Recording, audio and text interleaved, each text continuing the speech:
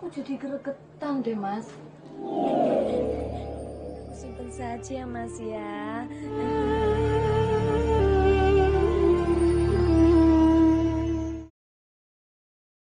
Pada tahun 2003 lalu, Indonesia digemparkan oleh sosok Sumanto. Bahkan, Sumanto patut diapresiasi karena dia telah mengharumkan nama Indonesia di kancah internasional dengan apa yang dilakukannya tersebut. Bukan bulu tangkis, balap karung, atau lomba catur, melainkan dengan kasus kanibalismenya. Super sekali, bukan? Lalu, apa alasan Sumanto sehingga ia bisa melakukan kanibalisme? Pengen tenar? Alasan ilmu hitam atau emang doyan? Kita akan cari tahu jawabannya sesaat lagi, jadi jangan kemana-mana ya. Cerot.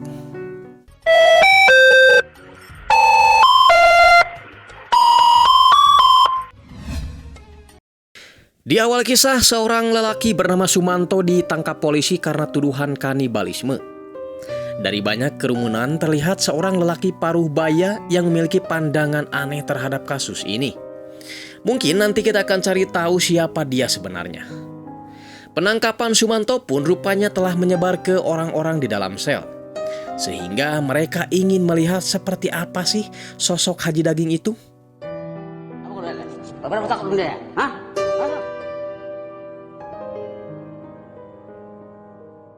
Di dalam sel, Sumanto sedikit memberikan shock terapi pada para napi lain dengan memakan cucunguk mentah-mentah tanpa nasi dan juga sambal. Itu membuat para napi lain ngadeg-deg atau panik. Kita ke jurnalis perempuan bernama Lili. Ia berniat mewawancarai Sumanto di dalam sel meskipun sedikit dilarang oleh ibunya. Balik lagi ke sel, terlihat si Sumanto bersiap memotong jempol kakinya sendiri. Kejadian itu disaksikan oleh salah satu napi yang lain. Selain memotong kakinya sendiri, Sumanto pun berusaha memotong kaki napi lain. Tapi, Mimin kena prank anjir. Ternyata itu hanya mimpi dari salah satu napi. Keesokan harinya, para napi yang satu sel ataupun yang berdekatan dengan Sumanto meminta agar Sumanto dipisahkan. Karena mereka takut dibalado sama si Sumanto. Setelah mandi, Sumanto telah ditunggu oleh Lili sang jurnalis untuk diwawancarai. Aduh, sebelum atau sesudah mandi, Sumanto gak ada bedanya ya. Tetap ganteng dan juga menawan. Sumanto menceritakan dari zaman masa kanak-kanak yang ternyata dia sudah suka makan jangkrik atah-atah. Dan kalau berkelahi, dia suka ngegel punuk. Meskipun wajahnya mirip Narji Cagur, dia pun pernah pacaran sama perempuan tercantik di kampungnya bernama Rasmini. Tapi ketika pacaran, dia selalu diganggu sama Waryo dan teman-temannya. Sampai-sampai dia pernah di-uppercut sampai nyungkruk ke sawah yang baru saja dia rambet. Dari sana dia berpikir bahwa dia harus memiliki ilmu kanuragan agar dia tak lagi dilecehkan. Sumanto pergi ke air terjun untuk bertapa. Selain disaksikan oleh jin Porengis, dia juga harus bisa menahan godaan jin perempuan bernama Mantili.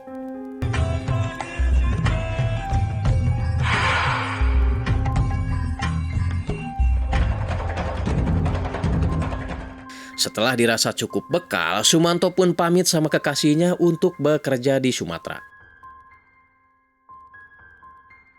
Di Sumatera, Suman berteman dengan para preman. Salah satu dari mereka bahkan menyuruh Suman untuk menyatukan daging rusa itu dengan tubuh Sumanto, seperti yang ia praktekkan sendiri pada dirinya. Si preman itu mencoba membelek tangan si Sumanto, tapi gak bisa.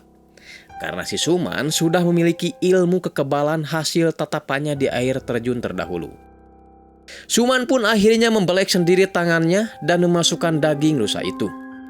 Si preman itu berkata bahwa sekebal-kebalnya tubuh seseorang, kalau dibacok sama senjata yang sudah digosoki loket godegnya perempuan, pasti dia akan suwe. Di warung remang-remang, Sumanto diajak ngelentut sama perempuan yang aduh anjing, bahenolna minta ampun. Terlebih si perempuan itu tahu bahwa Sumanto masih bujangan.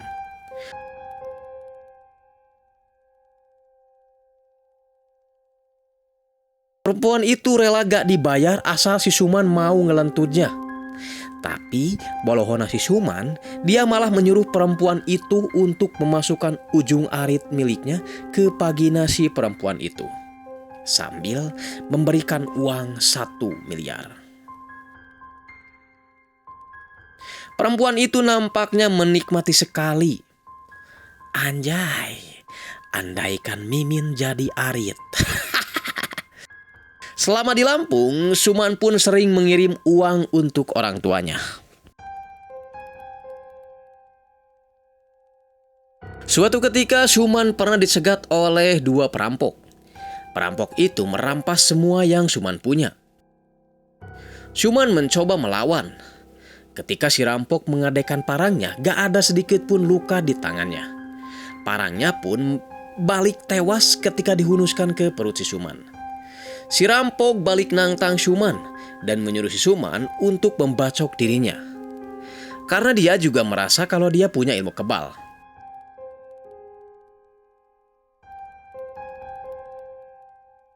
Tapi pas ditebas, ternyata kekebalan si rampok itu tak berfungsi melawan arit yang sudah disilengleman vagina perempuan itu. Alhasil si rampok pun tewas. Sesuai petunjuk si guru bahwa jika Suman membunuh orang dengan terpaksa, maka ia harus ngolomoh indung suku dan mata si korban sebagai bentuk penyesalan. Karena takut ketahuan, Suman membawa korbannya ke rumahnya. Sesampainya di rumah, Suman tetap bingung takut ketahuan. Akhirnya dia terpaksa menyayur korbannya. Keesokan harinya teman-teman Suman datang dan ikut memakan sayur dan sate manusia ala Chef Sumanto itu. Mereka mengatakan bahwa racikan Chef Sumanto memang luar biasa lezat.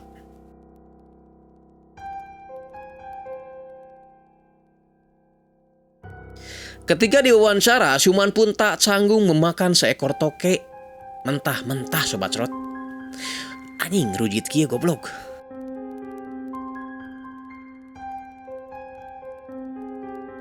Kita kembali ke curhatan si Sumanto.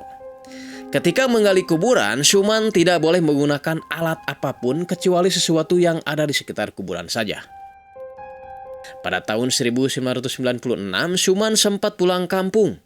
Dia melihat Rasmini sudah memiliki anak. Suman pun nampak sedih dan pastinya patah hati. Aji geta banget. Sudah patah hati, ternyata orang tuanya pun tak ada di rumah. Kata tetangganya, orang tua Suman pergi bekerja ke Sumatera. Itu berarti Suman akan tetap kesepian.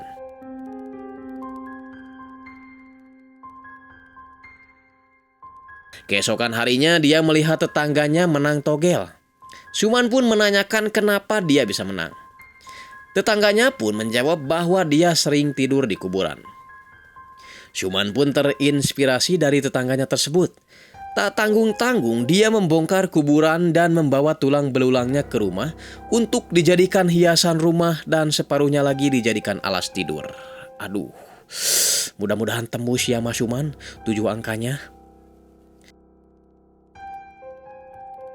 Bukannya menang jackpot, si Suman malah semakin sinting. Tuh, tempo aji kelakuana orai ge dihakan. Lain sakalian diurab atuh sia teh Suman. Setelah Sumanto di penjara, ternyata peristiwa pembongkaran kuburan masih terjadi. Masyarakat percaya bahwa itu bukan perbuatan Sumanto, tapi masih ada hubungannya dengan Sumanto. Karena Sumanto pernah ngomong bahwa ada yang mengajari dia melakukan hal itu. Lili kembali mendatangi Sumanto untuk mewawancarai Sumanto. Sumanto pun keceplosan mengatakan nama Ki Sirat. Lili pun penasaran dengan nama itu. Seorang laki-laki parubaya mendatangi Lili, dia mengaku bahwa dia pamannya Sumanto. Katanya dia ingin membantu Lili menemui Ki Sirat secara langsung. Singkat cerita, mereka pun langsung cius. Di jalan, laki-laki itu bercerita awal mula Suman datang pada Ki Sirat. Suman bercerita bahwa dia ingin kaya. Kisirat pun memberi syarat pada Syuman bahwa dia tidak boleh mabuk, main perempuan, pipis sembarangan, dan harus memakan daging perempuan yang masih perawan sebanyak 7 orang. Kemudian si laki-laki itu membuat Lili pingsan dan membawa Lili ke suatu tempat.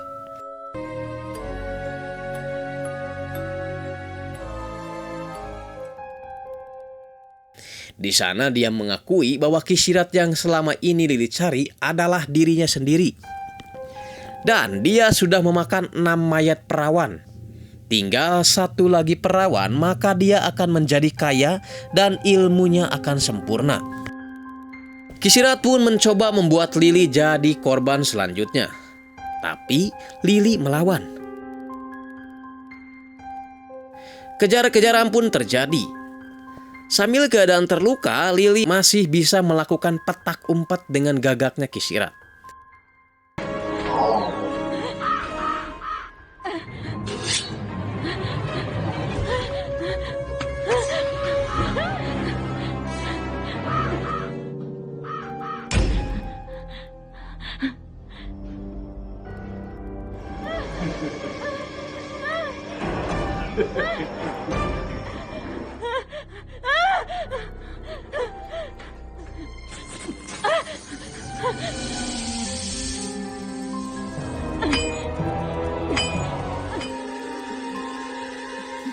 Gagak Kisirat pun berhasil disetrum oleh Lili.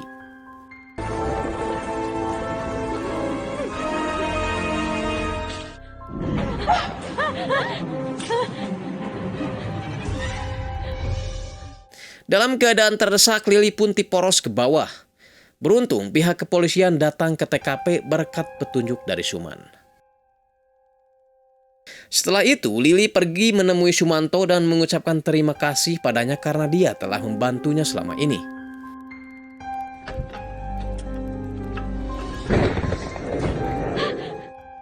Tapi sesampainya di penginapan, Lili kembali mendapat teror dari Kisirat dan kali ini Lili harus tewas juga.